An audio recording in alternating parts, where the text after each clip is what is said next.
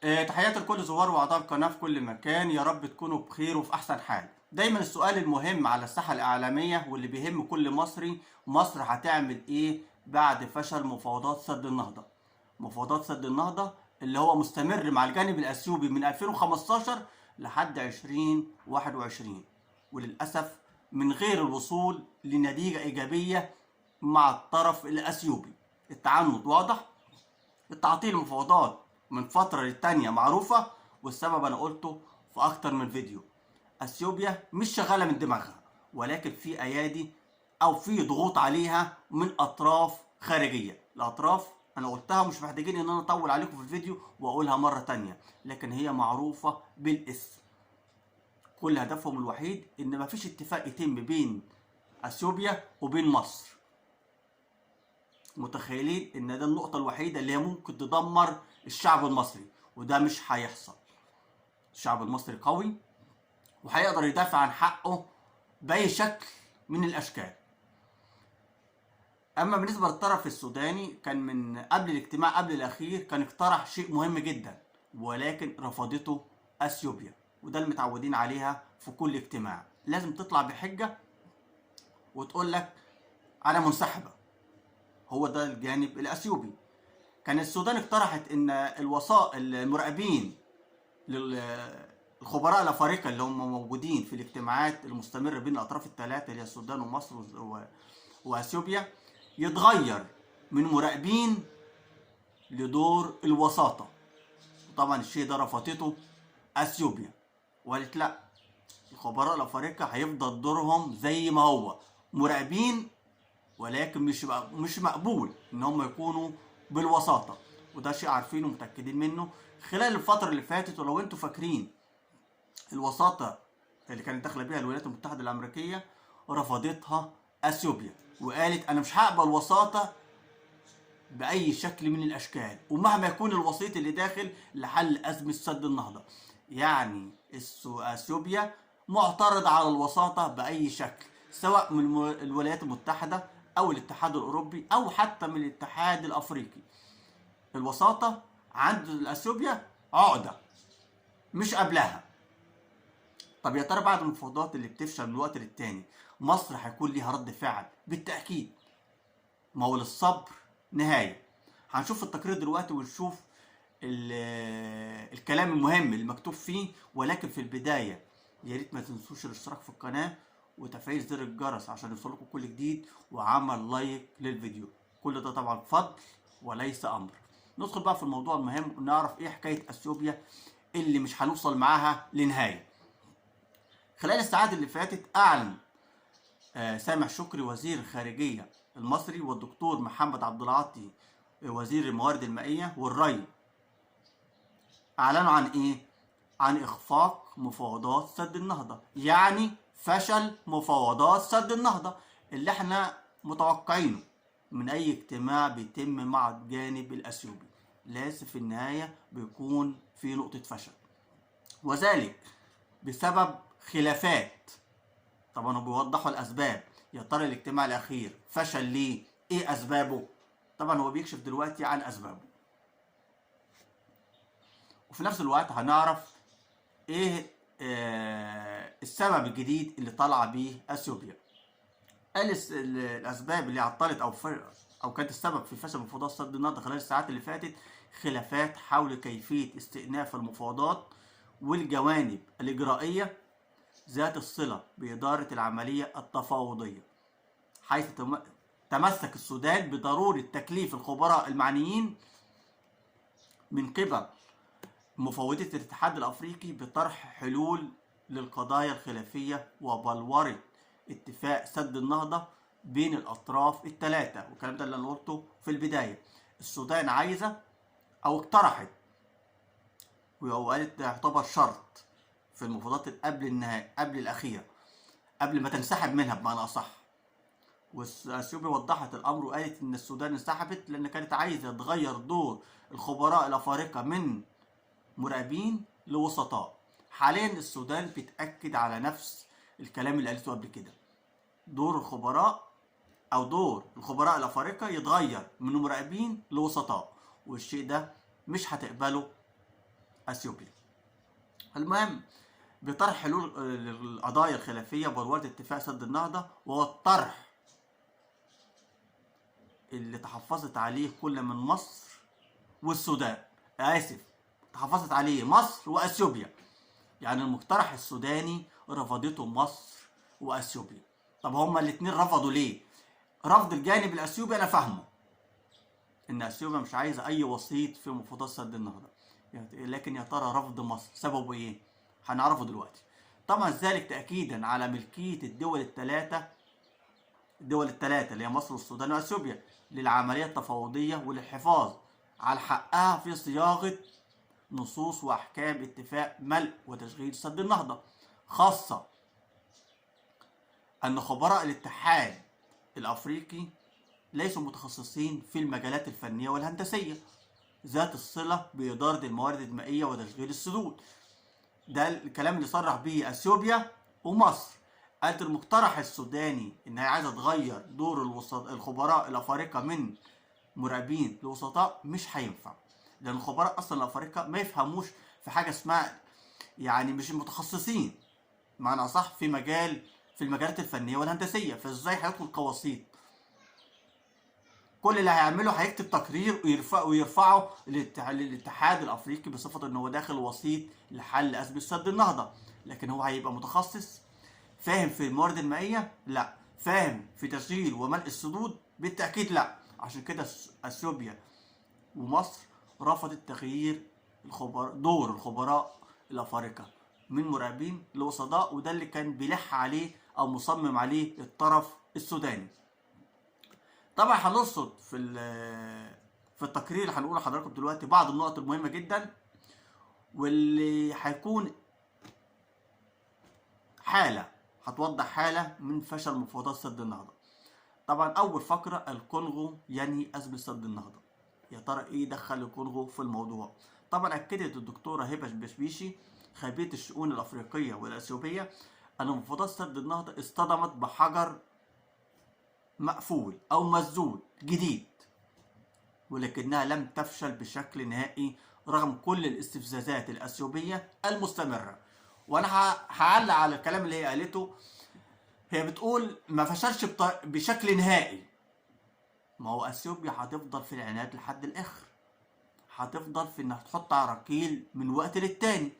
يبقى انت حاطط امل ان مفاوضات سد النهضه توصل لحل مع الجانب الاثيوبي؟ لا. المهم اضافت خبيره الشؤون الافريقيه والاثيوبيه ان دور جنوب افريقيا في ملف سد النهضه كان صادم، والكلام ده يا جماعه انا قلته في اكتر من فيديو خاص بموضوع سد النهضه. فين الدور الافريقي؟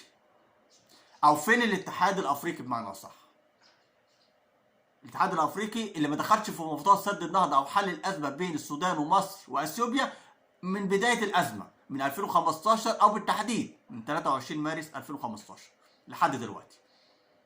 الدوله الوحيده اللي دخلت وقالت هنعطوا كوساطه لحل الازمه بين الاطراف الثلاثه هي الولايات المتحده الامريكيه، وللاسف اثيوبيا هربت وما حضرتش الاجتماع وكانه لم يكن. تمام؟ فالاتحاد الافريقي ايه دوره؟ جنوب افريقيا داخل كوسيط ايه دوره؟ وصل لحد فين دلوقتي؟ طبعا الاتحاد الافريقي داخل او جنوب افريقيا داخل دلوقتي تقريبا سنه. عمل ايه؟ ايه الخطوات الايجابيه اللي خدها او نقطه الضغط اللي ضغط بيها على اثيوبيا؟ ما حصلش. عشان كده الخبيره الشؤون الافريقيه والاثيوبيه بتقول لك ان كان دور الاتحاد الافريقي في ملف سد النهضه كان دور صادم جدا، وما كانش مريح وما كانش مطمن سواء للجانب المصري او الجانب السوداني، لان ما فيش ضغط على الجانب الاثيوبي. المهم كملت التقرير وقالت وهناك تطلع لدور قوي وجيد من الكونغو التي ستتسلم رئاسة الاتحاد الافريقي في شهر فبراير اللي جاي، يعني بعد شهر. والكلام ده انا فهمته من العنوان اللي هي بتقوله الكونغو يعني ازمة سد النهضة. ممكن يكون الكونغو ليها دور قوي جدا عن جنوب افريقيا، ممكن. احنا كل اللي فيها شهر وهنعرف رد فعل الكونغو ايه في ازمة سد النهضة. وهي دولة قوية ده حسب تعبيرها، هي بتقول في التقرير بتاعها، وهي دولة قوية، وهي تقصد الكونغو، إذا لم تخضع لضغوط من جنوب أفريقيا. أنا مش فاهم يعني النقطة دي، مش فاهمها يعني الكونغو ممكن تحل أزمة سد النهضة، ولكن في نفس الوقت ممكن جنوب أفريقيا تضغط عليها عشان ما تحلش الأزمة بين مصر والسودان وأثيوبيا. ممكن. والنتيجة أو يعني الفكرة اللي جاية في دماغي أكيد جاية في دماغكم، ليه جنوب أفريقيا هيضغط على الكونغو إن ما يحلش أزمة سد النهضة، خصوصا إن إحنا خلال الفترة اللي جاية ما شفناش ضغط منه على الجانب الأثيوبي. والتقرير بيقول، أو خبيرة الشؤون الأفريقية والآسيوية بتقول إن الكونغو قوية جدا، بشرط إن جنوب أفريقيا ما تضغطش عليها وتخليها تتراجع أو تاخد موقف سلبي اتجاه مصر والسودان. وختمت آخر فقرتها وبتقول: والكونغو لديها قدرة على حل أزمة سد النهضة. ربنا يسهل، احنا كل اللي فيها شهر ونشوفوا موقف الكونغو هيعمل ايه. الفقرة الثانية من التقرير رفع أزمة سد النهضة إلى الرؤساء الثلاثة اللي هي مصر والسودان وأثيوبيا. كشفت الدكتورة نجلاء مرعي خبيرة الشؤون الأفريقية أن هناك تباين كبير جدا بين الموقف المصري والأثيوبي في المفاوضات سد النهضة، خاصة أن مصر تريد اتفاق ملزم بالنسبة للجانب الأثيوبي، وطبعا أثيوبيا رفض ده تماما. لو تفتكروا هي رفضت توقيع اتفاق ملزم يأيدها في تشغيل وملء سد النهضة، واللي أصر عليه مصر والسودان، ورفضته أثيوبيا وقالت أنا مش عايزة شيء تأيد حركتي في سد النهضة، يعني عايزة حرية مطلقة بالنسبة لها. لا مصر تتدخل في الشأن سد النهضة ولا السودان نفس الطريقة.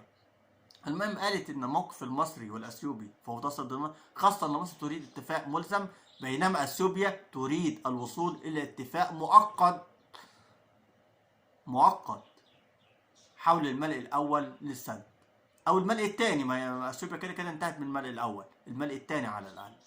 ولا تريد التوقيع على اي اتفاق ملزم من الناحية القانونية. ده اللي بتعمله اثيوبيا، يعني اتفاق ماشي انا موافقة، ولكن توقيع على اتفاق يأيدها لا. يبقى انت بالشكل ده او بالتفكير الاثيوبي اللي انت شايفه هتوصل معاه الحل ازاي؟ هل هيكون في اتفاق مرضي بين الاطراف الثلاثة؟ في اعتقادي لا. الموقف الاثيوبي واضح من البداية، ومش هنضحك على نفسنا ونقول ان هيجي في يوم من الايام واثيوبيا هتلين وتوصل لاتفاق، لان ابسط حاجة مش عايزة توقع على اتفاق ملزم. امال انت قاعده في المفاوضات هتعملي ايه؟ المهم اشارت الدكتوره نجلاء مرعي الى ان المفاوضات اذا فشلت بنهايه هذا الشهر، واللي بتتكلم في شهر واحد اللي احنا فيه، فستنتقل الى الاتحاد الافريقي برعايه الكونغو. يعني الاتفاقيات او الاجتماعات لو فشلت حتى نهايه الشهر اللي احنا فيه اللي هو شهر يناير، هيتم نقلها للاتحاد الافريقي بصفه ان هو داخل كوسيط. برعايه مين؟ برعايه الكونغو. وحال الفشل قد ترفع المفاوضات لرؤساء الدول الثلاثه للوصول الى حلول مرضيه، خاصه لان اثيوبيا بتضيع الوقت، والكلام ده احنا عارفينه، شيء مش جديد من اول المفاوضات لحد دلوقتي، وعارفين لعب اثيوبيا بيوصل لحد فين او ايه هدفها، هو تضييع الوقت. مشير ان فشل المفاوضات قد يعني إحالة ملف المفاوضات مرة أخرى لمجلس الأمن، وده اللي متوقعينه، ومن غير ما أفكر أوعدكم هو ده اللي هيحصل، إن ملف الأمن، ملف مفاوضات سد النهضة هيرجع لمجلس الأمن تاني. الفقرة الثالثة من التقرير إحالة القضية برمتها لمجلس الأمن الدولي. أوضح الدكتور أحمد المفتي عضو اللجنة الدولية لسد النهضة المستقيل أن الاتحاد الأفريقي أعلن بأن المفاوضات وصلت لطريق مسدود، وبأنها سترفع الأمر إلى رئيس الاتحاد الأفريقي، مشيرا إلى أن الحل الأمثل أمام الاتحاد الأفريقي هو إحالة القضية لمجلس الأمن.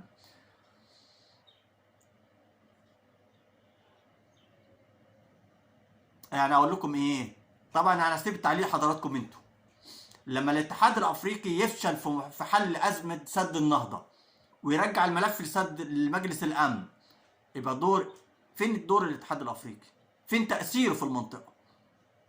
فين ضغطه على اثيوبيا؟ ما حصلش.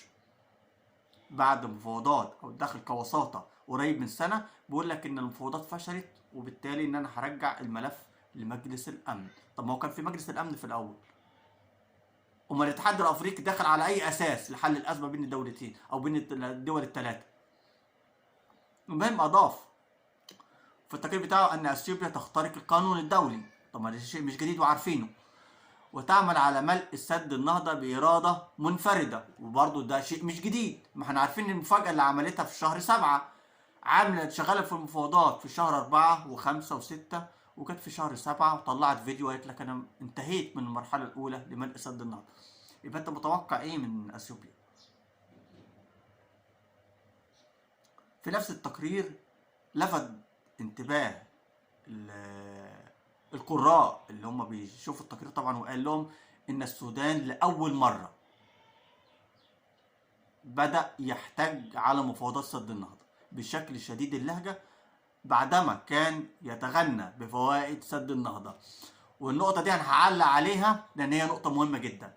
لما كنا بنتكلم في مفاوضات سد النهضه، كنا بنتكلم في مفاوضات سد النهضه، كان بيطلع اخواتنا في السودان بيقول لكم وبيقولوا احنا ما عندناش مشكله في سد النهضه.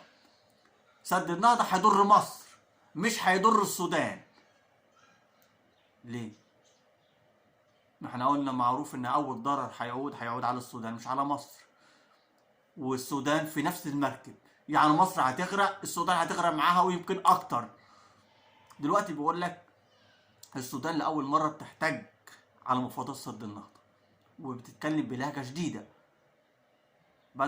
بعد ما كانوا بيتغنوا بفوائد سد النهضه للاراضي السودانيه. النبره دلوقتي اتغيرت، وده كان واضح من الاجراءات اللي بتاخدها السودان اتجاه اثيوبيا، وكملت بالهجوم الاثيوبي على الاراضي السودانيه. طبعا دي قصه كلكم عارفينها، مفيش داعي ان انا اوجع دماغكم واقولها من جديد، ولكن الفيديوهات على القناه ممكن ترجعوا لها. طبعا الفقره الاخيره من التقرير، مصر ليست سببا في افشال مفاوضات سد النهضه. طبعا كلنا عارفين وكل شخص بيسمعنا دلوقتي متاكد مليون في الميه مصر مستحيل تكون في فشل مفاوضات سد النهضه.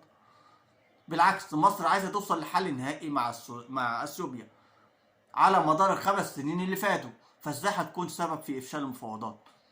طبعا قال الدكتور هاني رسلان المستشار مركز الاهرام للدراسات السياسيه والاستراتيجيه ان مصر ليست سببا في افشال مفاوضات سد النهضه، مشيرا الى ان الملء الثاني مش الملء الاول، الملء الثاني لسد النهضه سيكون اكبر بكتير من المرحله الاولى، وسوف يتسبب في عجز بتوقف مياه الشرب في الخرطوم السودان اللي هي كانت فرحانه بسد النهضه في الاول، مضيفا الى ان اثيوبيا خرقت كل التعهدات امام الاتحاد الافريقي فيما يتعلق بسد النهضه. وده شيء احنا عارفينه سواء مع الاتحاد الافريقي او الاتحاد الاوروبي او حتى في مجلس الامن اذا كانت هربت من اجتماع الولايات المتحده الامريكيه. فانت متخيل ان في يوم وليله اثيوبيا هتيجي تقول لك انا موافقه على الشروط تعال نحل ازمه سد النهضه؟ مستحيل. هيفضل باب سد النهضه مقفول مع اثيوبيا، لان اصلا مفيش مرونه، مفيش النيه اصلا الاثيوبيه واضحه من البدايه. مش هنضحك على نفسنا، والسودان اظن هي عرفت نيه اثيوبيا ولكن بعد وقت متاخر. في البدايه كان في غموض من الجانب السوداني على مفاوضات سد النهضه واللي بيتم مع اثيوبيا. كان دايما اللي بتطلع بتصريحات مصر، لكن السودان لا دلوقتي السودان اتغيرت، عرفت الخطر اللي هيعود عليها، بدأت تغير من لهجتها اتجاه اثيوبيا، وشفنا الاجراءات اللي بتاخدها السودان اتجاه اثيوبيا. يا ترى هنوصل لحل نهائي؟ يا ترى مصر هتعمل ايه خلال الفترة اللي جاية. زي ما قلت في اول الفيديو، ده ملف مهم جدا بيهم كل مصري، وان شاء الله الشعب العظيم مش هيوصل او حد هيقدر يأذيه في يوم من الايام، لانه محروس من فوق قبل تحت. اسيبكم دلوقتي في رعاية الله، وانتظرونا في فيديو اخر.